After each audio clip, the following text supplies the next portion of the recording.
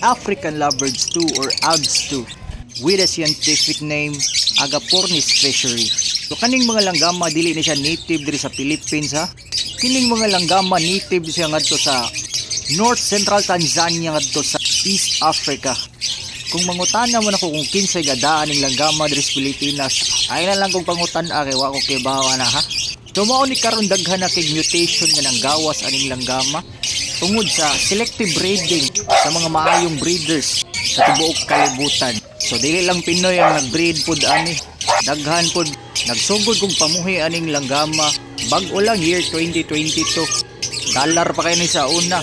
Ang upalines lang ani mo kantidad pag 3.5, 4.5, 5K each na ha. Opaline pa lang na wala pa nay karga. Unsa nang karga bus kana bitong nay dugo na nga ino, tail follow, dan follow, mauna sa una.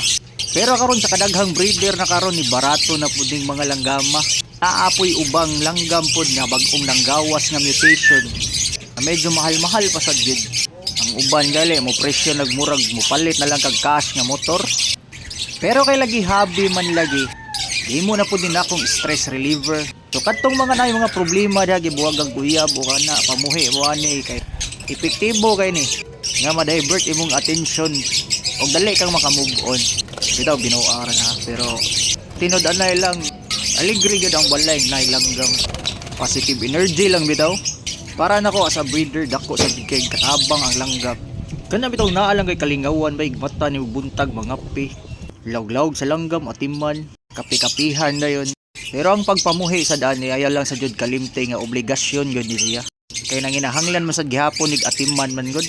Pasensya kung mainipon ka sa pagbreeding nga. Mubo ra kag pasensya ayaw na lang patuga-tuga og pamuhi aning langgama. Kay para ra sad ni sa mga hobby yun, hilig yun nimo bitaw. Dili sa lalim ang pagbreed ani bay. Shout out ay ko sa mga breeder nato diha ha. Padayon lang taning bisyuha bisag barato na kay ning mga langgaba pero sige lang. Ana man gyud na nay mo barato, nay mo mahal, nay mawala, nay mo abot. Ana ra na siyang kinabuhi gyud. Mo nang padayon ra ta ha. Okay, bye.